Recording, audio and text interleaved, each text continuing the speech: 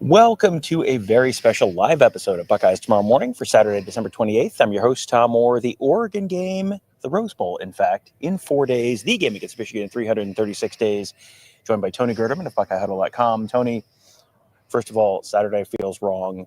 This definitely does not have the feel of a Friday as we're doing this. The Rose Bowl can't possibly be in like 4.5 days. That can't possibly be right. But one thing that does feel right is Ohio State and Oregon.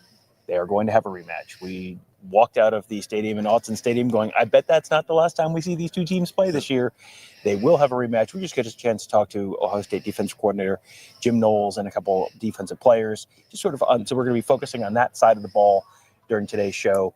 And I think the first question that everyone wants to ask is, so what's different now with the Ohio State defense now compared to what they were the last time they played Oregon? Yeah, Tom, you ask, you're trying to set me up, and based on all of the answers that we got about what's different, really, focus, technique. There was a lot of, yes. And then, of course, you get the other thing, and then finally, yes, but yeah, what is different? Like, there's some schematic things that nobody really gets into. There is a renewed I don't know if it was Cody Simon talking or whoever it was. It was basically like they made us bleed our own blood. And that's a lesson that they took from this is like, we're not high, we do have some flaws. And that was one of the takeaways is that, they can still get better. And it took them a little while to get over it, and including leading into the Nebraska game. I think they were still feeling it. But then you come out of that and you're playing pretty well. And it was, I think what was it Cody Simon said, it was more of just a mindset change. And, I think the natural question, when you look at the results the Ohio State defense has gotten through the course of the year, there's been a lot of 0s and 7s and 10s in the points allowed. So the 32 really does kind of stand out. That's a real outlier and not in a good way. And so that's also the best team that Ohio State has played. So then the natural question is, okay, did they have a bad game? Is Oregon just like how much of that gets divided up between Oregon's good at football, that's why they have the 1 next to their name, and how much of it is Ohio State didn't play their best game that day? Yeah, I think every time that sort of question was posed, it was like, well, 50-50. It's a little from column A, a little from column B. Oregon is obviously very talented offensively. We've seen that all season long, but we've also seen an Ohio State defense that it is better than what they showed in that game, and they believe that they are. And the thing that I keep going back to is that it was, as much as some players didn't play their best, it was also, I don't think this was not Jim Knowles' best game plan for how to handle the Oregon offense. It was what they showed in that game, what the Oregon offense showed in that game was not really what they had shown all season long with the downfield passing. And so now what kind of Oregon offense are you going to get? I think whatever it is, your defense is better equipped to handle it now. They've gotten better as the season's gone on. They've gotten more aggressive in what they do, and I think that's the main change is the aggression. And I think was it Ty Hamilton talked about how the defensive ends are able to get a little more free. The additional blitzing has allowed for the defensive line to get home more. So now it is, how well does the Oregon offensive line, how well does Dylan Gabriel handle that increased aggression rather than just, hey, we're going to drop back and make them, find somebody open. And that is a big part of like a mindset change, because the first game, 0 sacks for Ohio State. And you look at what has sort of happened since then. They don't want to talk about the change, but hey, it has become more of what you traditionally thought of as a Jim Knowles defense, it feels like, in the back half of the schedule. And with that has come a lot more pressure on the quarterbacks and a lot more sacks. So then the question is, okay, will that follow with more sacks this time than you got last time? Or, they talked to Ty Hamilton was asked about Oregon center, who's Poncho. We're gonna just stick with his first name because it's a Hawaiian last name with a lot of vowels, and I don't want to say it wrong, but we'll get it. We'll get it into the Iamaleava. Yes, we'll get it into the Iamaleava conversation soon. But how much of that is, hey, Oregon's offensive line is really good, and how much of that is, with what they're doing now, that might solve some of those issues? Yeah, I think anytime you're increasing the chaos, that increases the opportunity of your defense doing something. But also, anytime you've introduced chaos into something, you're not guaranteed what is going to happen. So again, it comes down to the secondary holding up their end of the bargain. But the goal, the main goal is going to be stopping the run and then making Oregon become one-dimensional. And if you can do that, then that makes any of the pressure even you have a better idea of what you're doing when you're blitzing if you know that they're going to be throwing the ball and the effectiveness of it. One of the other things that Jordan Hancock maybe talked about is that like everybody knows everybody's job now. So they are a more well-rounded defense in terms of understanding why they're doing certain things, and that has increased their ability to do things faster. So this is also a faster defense than what we saw against Oregon the first time around. And it should presumably be a different Denzel Burke than we saw the first time at Oregon. He had probably the worst game of his career, and it wasn't like he got picked on all game long. It was just, boy, you had a couple big plays, and they all kind of seemed like he was sort of in the same zip code. You figure that's probably going to be a significant change. I think Jim Knowles was asked about him, and it sounds like we have an expectation for who Denzel Burke is and what Denzel Burke is like, and it sounds like extremely same even after that game. Yeah, and I think it was Jordan Hancock said that Denzel's very much looking forward to this game, and is clearly he knows what a lot of people said about him, but also like he knows that that's not him, and that's what a lot of people think he is, and is that game, and so. He's got something to prove to a lot of people, also to himself. Yes, all corners are confident, but then when something happens like that, you want to show yourself and anybody else that thinks that you are not as good as you are, that you are. And, we kind of chatted a little bit during one of those interviews, like, gosh, we should probably have a camera on Denzel Burke full time when we're out there at media day, just because, as we always say, like, he's going to tell you how it is, and he's going to say some things, and he's going to then have to go out and back it up. And I'm not saying he's going to come out and guarantee a win, but he's going to say some things that are, coming from the heart. And it's always interesting. Jim Knowles was not asked to guarantee anything, but he was asked how confident he was in terms of, okay, you saw the issues you had against Oregon, and you fixed stuff for all the games subsequent to that. But you haven't faced an offense as good as Oregon. And this is sort of a related question to the earlier question about how much of it was you played well and Oregon played well and you played badly. But, how confident is Jim Knowles that, okay, it seems like it's fixed, but how confident are you that, you've flex sealed your screen door? How confident are you you're going to be able to use it as a boat? Well, got to find out when you put it in the water, Tom, and you can't just put it in the water and do nothing. Like, you got to hop in. Like, we're going. In fact, drop us right in the middle of the lake. I don't want to test anything. Drop us from a helicopter into our Flex Seal screen boat and see how it goes. And that's exactly what this is going to be like. It's like, we've used 3 cans of Flex Seal. So, I mean, they say one's enough, but they are going to find out. And he said he's always confident heading into a game. I think probably since he got to Ohio State, or this year, certainly you're always confident that the game plan is going to work because you have a lot of talented players and everybody. There really are no question marks, and I think that helps any kind of coordinator.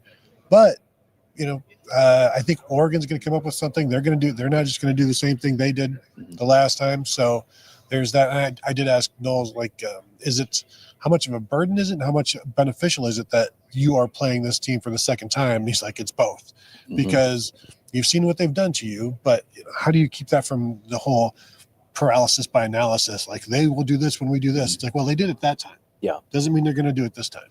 And I remember asking Ryan Day at Big Ten Media Days about theoretically playing a team more than once. And, does that make it easier? Does that make it harder? And he said, well, you've scouted them before, so the personnel, but the scheme stuff is kind of a different ball of wax. And, I know people are at home right now thinking, I bet the Flex Seal question is the last one, but wait, there's more.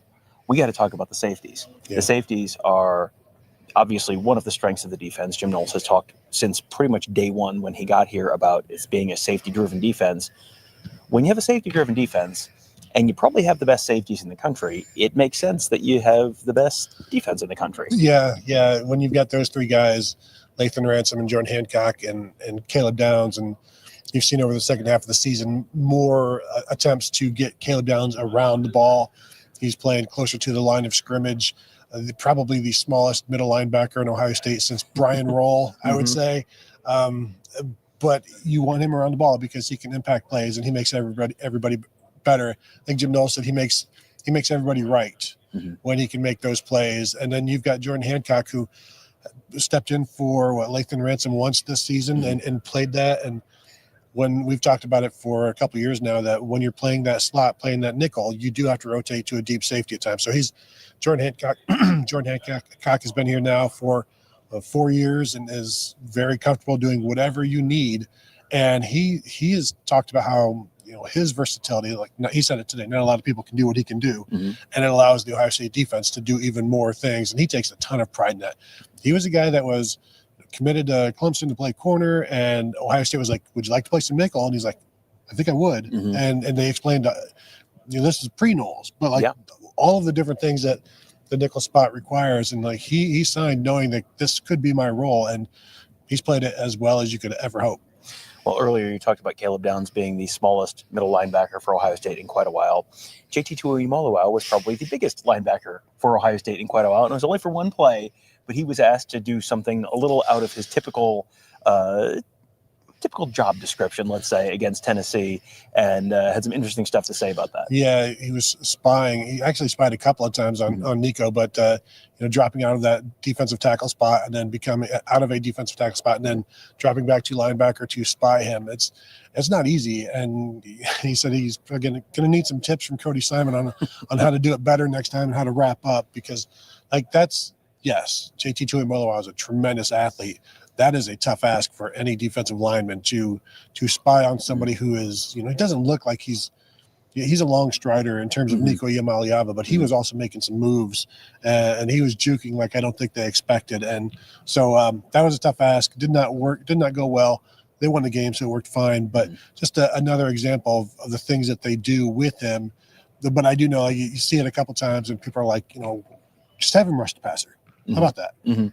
Yeah, and when he does rush the passer, very effective. He had 2 sacks in that game, and him trying to tackle Nico Iamaleava or Dylan Gabriel, as they're going to have to do on New Year's Day, in a confined pocket is one thing. Trying to tackle him when he can go any direction, it's like someone who has just the Nintendo controller where you can go up, down, left, or right, and those are your choices. And versus someone who has the modern joystick controller where it's like, would you like to go 37 degrees, 146 degrees? Which direction would you like to go? That's a little bit more of a challenge. But that's going to be a challenge for them against Dylan Gabriel as well. Dylan Gabriel, in addition to being quick, elusive, all the stuff that Iamaleava is, he's also short. Yeah. He's also hard to see. And that presents maybe even an additional challenge because they've seen this movie already. And you had a couple times where you had people maybe not playing completely assignment sound, and Gabriel turned one of those into a touchdown on the ground. That's going to be, I think they know, a real crucial piece of this is you got to do your job to the absolute extreme best you can, but also don't try to do too much. Well, exactly. Don't do too much. Do your job because you trust everybody else to do theirs. And if you're put in a position, you are there as, you might be that outlet. You might be the guy that has to make that tackle. And if your eyes are somewhere else, then, you're not doing your job. And everybody else is relying on you to do your job. So there'll be a ton of focus on that, I think, in this game where, look, this is a veteran team. You're never going to play on a more veteran team than this. Trust your guys to do what they're going to do. You do your job. Just worry about yourself and then watch good things happen. And it is a veteran team, but you're at the point of the year where you're seeing some of the younger guys take on bigger roles. One of those younger guys who's taken on a substantially bigger role is Kenyatta Jackson, who is really, really getting more snaps at the defensive end position. And we can talk about that in a minute. But I did first want to let you talk about Jim Knowles' take on the penalty on Kenyatta Jackson. Well, he did not think it was a penalty. There's nothing else that you could do. They actually pointed out his effort in film, like look how good this effort was. And then he was talking about, so he's like mimicking the throw. He's like, so up here, it's a penalty, but if he tucks it and gets hit, it's not a penalty. So this is the difference between roughing the passer and just a good tackle. and there's nothing else that you could ask him to do in that. And so, yeah, he thought it was a good play, bad call. I wonder if anybody's going to alert the Big Ten that Jim Knowles has said this. No, it wasn't Big Ten officials. No, that's true. So maybe good job, Big Ten. Yeah. Was the ACC going to find him? Well, the ACC is gonna be calling his game again on New Year's Day. ACC officials out in the Rose Bowl, I believe. So, yeah, they'll. I think it's a different crew though, so that is potentially good news. Jackson, on the whole, though, Kenyatta Jackson, in addition to the penalty, you've seen him and noticed him doing a lot of other stuff as well. This is not an easy rotation to crack into because JT Tuimoloau and Jack Sawyer have been playing really well, especially of late.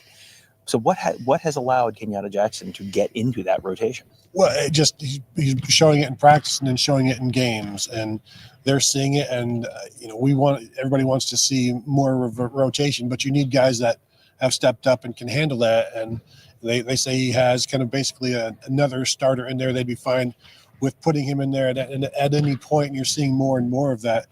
But I think you go back to the middle of the season when there's this need and this emphasis, you have to rotate more, and it didn't always happen. And then finally, after the Michigan game or so, it's like, no, really, yeah, let's. And so they Larry Johnson took that one to heart and got him more involved. But as they continue to see plays made in practice and in games, then they'll continue to play him. And you're continuing to see more rotation on the interior as well. One of the guys who's in that mix now is Edric Houston, and he's someone who, as a true freshman, you really don't expect to see a true freshman getting meaningful minutes on the interior of the defensive line. And he's not starting because, again, this is a very veteran defensive line, both outside and inside. But Edric Houston has some stuff that Jim Knowles looked at and went, yeah, well, I can work with this. Yeah, he came in and he's just anytime a freshman comes in and does well, they're mature. And that's always one of the points is he's mature. I think the larger point that Jim Knowles talked about is he knew he was going to make mistakes and he's okay with that and he learns from them. Some freshmen, they make mistakes and they just get consumed by them. And it's like, oh no, woe is me. Edric Houston doesn't seem bothered by his mistakes because he corrects them. He wants to make mistakes so that he knows what to do right and how to fix them. So he's kind of just exploring the position and learning from it, because remember, he's only been a defensive tackle for 6 weeks, 8 weeks, maybe something like that. Yeah, the season is I don't know what the concept of time is anymore, but he came in as a defensive end, so he's played two different positions this year and made mistakes along the way, but is learning from them as well. There's nowhere that the concept of time is more flexible than on this particular morning show. One last guy I wanted to talk about in terms of young guys, and then we can get to any questions if we have any. Jermaine Matthews, because the only game he didn't play in all season was the Oregon game, and Jim Knowles was asked about him, and so was that a specific thing that it wasn't a good matchup? Why did he sit that game, and then is he going to sit this one as well, or are you going to get him in the rotation? I believe Jim Knowles' answer was, I don't remember why he didn't play in that game. So, yes, he will play in this one. They consider him a co-starter as well, and you've seen that rotation build over, the last 4 or 5 weeks where in 4 or 5 games where he's actually rotating in now. And you'll see Davison Igbinosun and Denzel Burke sit for entire drives so that he can get involved. And they've always really liked him. I think he's one of Jim Knowles' favorite players just from the time we watched him out in June at a summer camp as a junior or senior, heading into a senior year, working him hard. And Matthews just kept responding. So he's been a Knowles' favorite for a while, and I think that's continued here in the second year as a Buckeye. All right, let's get to a few questions. Yeah, Robert Howard, I missed most of Knowles and all of everyone else. Did I miss the defensive game plan? No. Robert wants to know, hey, I missed pretty much all of the interviews. Did they talk about the defensive game plan? They were actually very, very careful not to talk about the defensive game plan. And this is one of these things where it's a little bit of a college football coach paranoia thing where it's like, what have you changed? And it's like, you can talk to us like we're third graders and tell us basically what you've changed, because the rules are that they have to get the film too, and I'm pretty sure their coaches have figured out some of it. So you could tell us talk to me like I'm a third grader kind of change. Well, Timmy. Yeah, but Timmy, I appreciate your quickies. However, no, it's that's just sort of, no one wants to say anything that might be give any kind of a little bit of a hint at what might be happening or what they might change. And we've seen this is not a unique Ohio State phenomenon by any means. Josh Heupel was asked before the first round game, what are you guys going to change? And he said, nothing. We're going to do exactly the same stuff we've always done. And I think Dan Lanning was asked by one of the Columbus Dispatch guys and about what they might do differently, and Lanning sort of tongue-in-cheek accused him of being a spy from Columbus. And it was Rob Aller. So you have that's kind of the mindset going into a game like this. And this whole thing is a different mindset than previous Rose Bowls, where previously there was always a little bit of caginess and like, oh, Chris Olave is practicing, is he going to play? I don't know, it's a mystery. But this is a pure business trip. This is not you're going to go sit on the carriage at Disneyland and ride around and get waved to the parade, and you're not going to Lowry's Beef Ball. This is a work trip, period, full stop. So this is going to be a little bit of a different Rose Bowl from previous years. Yes, correct. Rick S., the game plan is to tackle all the ball carriers, cover all the receivers, and not let Oregon get first downs and prevent them from scoring. Ooh, easy. Just put it out there. What if someone from Oregon's watching? Tony, is that the game plan? Well, it's game plan adjacent. Like, yes, all of those are in parts of the ingredients. We talked against the previewing the Tennessee game, how you get spread out and the importance of tackling. Like, this is the same. And the playmakers that you're facing in this game are much better than the playmakers you faced in the last game, especially with Dylan Sampson not being part of the Tennessee game. Like, everybody that you're facing defensively in any kind of one-on-one situation or two-on-one situation, everybody you're facing is better than what you just faced against Tennessee to a man. Yeah, I mean, we talked about Dante Thornton, who's like, well, he can run deep. He's kind of like a Devin Smith kind of guy. Not quite as good as Devin Smith, but, then the slot guy is like, well, he's okay. Like, compare Squirrel White to Tez Johnson. Squirrel White to Tez Johnson. Squirrel White's no like offense. 300. Yeah, I mean, Squirrel White had 300 and something yards, I think, on the season. Tez Johnson had 149, I think, in the Big Ten championship game. I mean, I'll do the math for you. That's almost half of the season production. So, yeah, and you've got what's his name, the Texas A&M Texan and transfer Evan Stewart. Yeah, I kept thinking Evan Spencer. I'm like, nope, that's not it. That is not it. That was 10 years ago. Evan Spencer, Trayshawn Holden, Gary Bryant, Terrence Ferguson, everybody. Yep. Odysseus, will we see more zone blitzes and sim pressures in this matchup, perhaps to bracket Evan Stewart and to help Burke out? I don't think you need to bracket Evan Stewart. That was a one-off fluke type of game. I think, as Jim Knowles said, you change the picture. You just you do whatever you can to change the picture. You have to create whatever pressure, and whether that's a sim pressure, it's a zone pressure. It's not going to be one thing or the other. It's going to be everything. And this is a guy who has seen everything, Dylan Gabriel. So what he sees before the snap is going to be something different than he sees during the snap. But it's also stuff that you have to be able to do. Now, with this defense, they can do an awful lot. And they've got three safeties that can do whatever you need and make tackles. And they're all very good tacklers. So and if somebody bounces out, somebody gets outside, Dylan Gabriel gets outside, you feel pretty good about your chances. But in terms of this blitz or that blitz, you'll do what works, but they're going to throw everything. This is going to be a swing away type game. Yeah, for sure. Jake D., is anybody else extremely confident in our ability to win this rematch? I'm not sure why, but something just feels different for this time around. So, level of confidence going into this game and Ohio State's ability to win the rematch. I mean, it is hard to beat a team twice in a year. You see that a lot with, I go back to like the 2011 LSU Alabama, where the first game was 9-6, and then the second game, Alabama just completely dominated LSU. They never crossed midfield. Alabama kicked, I think, 6 field goals, and they get 5 field goals in that game, and ended up winning 21-0. It's hard to beat a team twice in a year. That's something. The fact that the last impression of Ohio State was whirling death machine is probably making people optimistic. The fact that the last impression of Oregon is, hey, a Penn State team that scored 13 against Ohio State is scoring 40, whatever it was, against Oregon. That probably factors into it a little bit. I would be surprised if Ohio State cruised to this one. This is still probably, these are two of the most talented teams in the country, and the only reason that either of them is not the current betting favorite to win the national championship is because they have to go through whoever they have to go through. Once you go through this, whoever wins this game is going to be the current betting favorite to win the national championship because they're probably the most talented team remaining in the field. Yeah, I just got a text a few minutes ago from a buddy who is one of the most pessimistic people in terms of Ohio State fandom, and he's like, I think Ohio State by 10. I'm like, what in the world is going on here?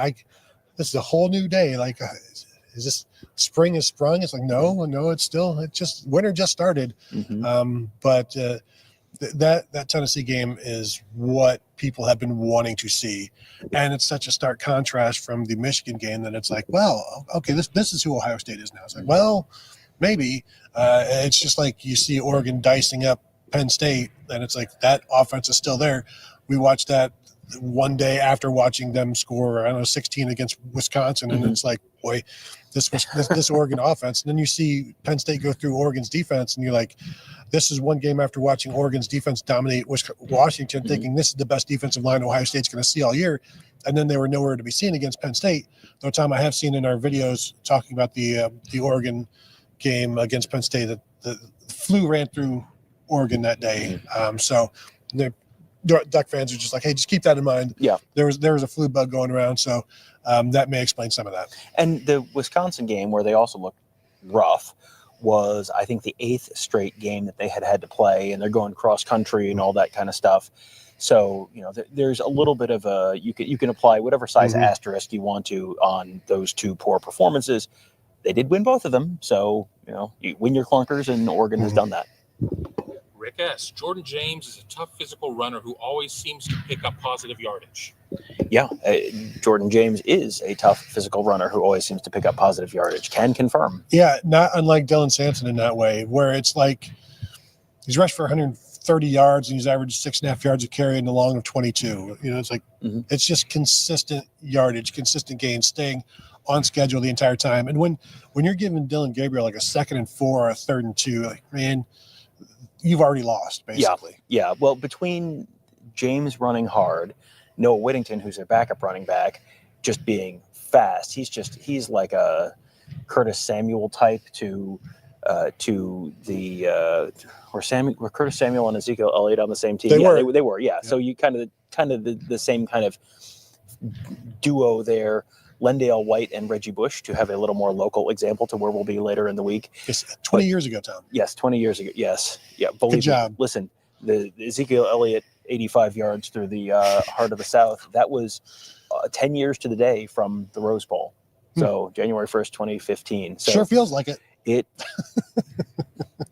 Time is all relative, Tony. This is a between those guys on the ground and Dylan Gabriel, and him being able to get the ball out quickly and him being able to be a threat with his legs. There's just a lot of different things that Oregon does. And one thing they've mentioned in a couple of the broadcasts that we've watched that I don't think we've actually talked about at any of the games is he can get the ball out quickly because he doesn't necessarily have to throw with the laces. Every quarterback always wants to throw with the laces. He'll just catch it and just throw it however it is. It's just, it's like a infielder who can catch it and doesn't need to like re-grip the ball, can just catch it and throw it accurately and hard. That just saves you a split second, but that's the difference between, hey, maybe get a pass rush, maybe get your arm up, and then boom, that ball's out. How did that ball get out so fast? Well, he didn't have to re-grip the football. It just, boom, that's how it is. Watching him as a quarterback, and he exists in chaos, and he's comfortable with it. And tell me if you agree with this, Tom. I'm watching him, and I feel like he's the kind of person that would exist well in a post-apocalyptic society. Like, he can live underneath rubble perfectly fine, and it's like, hey, I found a loaf of bread, we're gonna eat like kings. Like, this guy can exist amongst rubble and thrive, and it's like, God, where did you get clean clothes? Well, there is a certain amount of he is the guy who's like, he's the anti-A team, where I love it when a plan comes together. It's like, I love it when a plan just gets blown to hell and I just have to sort of figure it out. And he's MacGyver. He is MacGyver. Yes. If you see him with a paperclip and a wad of bubble gum in the backfield, better drop those safeties because it's coming. Do not give that man a hockey ticket. Jordan Kapler, and I only asked this one so he doesn't come after me. Kevin, can you ask Tom what it's like standing next to greatness each time they do one of these? I told him I was. There's no one over there. There's no one over. So here. There's no one over Yeah. there. I don't know who we're me. talking about. Does he? Tony, it's almost a new year. You know what that means. Back to hating on Kevin. No. For Jordan. No. Would this be 3 years in a row of Tom? Mark's turn. This is our version of the Chinese calendar, the Chinese New Lunar calendar. Is it the year of the horse? No. Year of the rat again. How is that possible? Larry, this should be the national championship game. Be careful with that. Well, yes. This is quite possibly the best team that either of these teams will play. Now, I don't think that this is a field that sets up the way that the 2022 Peach Bowl did, where you look at TCU beating Michigan and went, well, we're watching the national championship game. You got to win two more. That's the thing. Like I was sitting in the press conference and looking at the backdrop behind Jim Knowles as he was talking, and there's the Rose Bowl logo, and it says College Football Playoff Quarterfinal. And I'm like, that can't be right. That's not right. We've already seen one game, and it's New Year's Day, so this has to be a semi, right? No, you have to win three more games. This is like, okay, you got through Tennessee. Now you're where you are, where you used to be a couple of years ago, going into the Big Ten championship game, where, okay, you got to win that one just to get in, and then you got to win two more.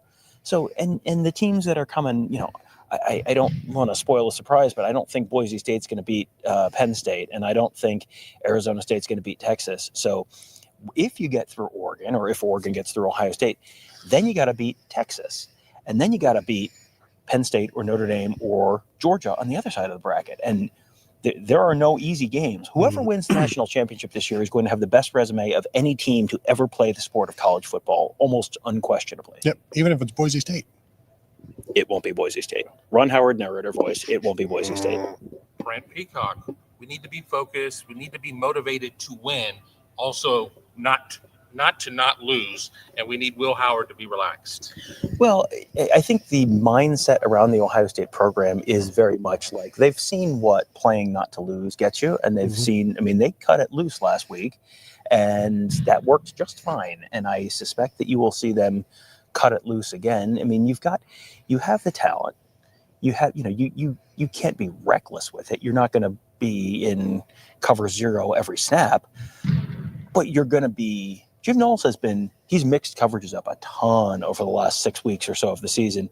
And he's been, I don't know if it's not quite consistently aggressive, but he's been strategically very aggressive with stuff and bringing a lot of pressure. It's going to be a different defense than what Dylan Gabriel and the Ducks saw the first time in Eugene. It's going to be a different Oregon offense than it was, and it's going to be a different Oregon defense. We're going to talk about the Ohio State offense on tomorrow's show and the Oregon defense, but Ohio State hasn't played against Jordan Burch yet. He missed the first game. That's a big difference for them on that side of the ball, even though it's the same team, but it's not the same team. And it's going to be, when think about how different Ohio State is now than they were on October 11th or October 12th. Oregon's that different too. Oregon's made some significant changes there as well. Last one I have in the queue from Geiger Lee. It appeared to me in the last game, the punt coverage team was aggressively going for the block. If I'm right, I'm all for it. Yeah, they were. There were a couple times that I thought Inky Jones might get their 32 walk-on out of Steubenville. It looked like they were coming pretty hard after Tennessee. That doesn't necessarily mean that they're going to come hard after Oregon. A lot of times that's what did you see on film? And there might be something about the way Tennessee set up that is not the same as the way Oregon set up. The other thing you got to be careful about is Dan Lanning has done a onside kick in the middle of a game at a time when you would never think to do an onside kick, other than the field position piece of that. So if you're coming real hard, who's to say Terrence Ferguson doesn't leak out and you throw a little pass and it turns, not just a first down, but it turns into a 60-yard play. Yeah, that's why you just be sound. Don't. That was one of my questions, like to Knowles, like do you, or even JT or something, like, is this a new game plan in terms of like what you're seeing, what you're studying? Because you don't want to come in here with too many preconceived notions. You want to react and you want to stay discipline, and I think that's the message. Well, the message to you will be hit the thumbs up. Make sure you are subscribed to our YouTube channel at youtube.com/Buckeye Huddle. Make sure you're subscribed to BuckeyeHuddle.com as well. That's where Tony, Kevin, and I cover the team. Mark covers recruiting. Got our whole team of X's and O's gurus there to make you a smarter football fan. That's all at BuckeyeHuddle.com. We will be back here on Saturday for interviews with the Ohio State offense side of the ball. And then we will be out in California on the 29th. Can't believe we're already almost there. It's going to be a busy few days out there. Lots of stuff to talk about. We'll get a chance to watch some practice out there. We'll get a chance to do some interviews out there. We'll have a full media day for the first time in, it feels like forever, at some of these bowl games. Get a chance to talk to those are really cool because we get a chance to talk to lots of guys we don't normally get to talk to. Plus, we'll talk to Dylan Gabriel. Sure, we'll talk to all of the Oregon people. We'll talk to all the Ohio State people you're expecting us to talk to, but also some of the younger guys as well. So sometimes you get some cool, different content out of that, and then practice, and then there's a football game of some consequence to start your 2025 off right. Well, we'll see if it's off right. We'll start your 2025 off. We'll see if it's right or left. We will find out together on New Year's Day. But you can find out right now what's going on at BuckeyeHuddle.com and at YouTube.com/Buckeye Huddle. That'll do it for today. Thank you guys all for joining us. Have a great day. We'll talk to you tomorrow.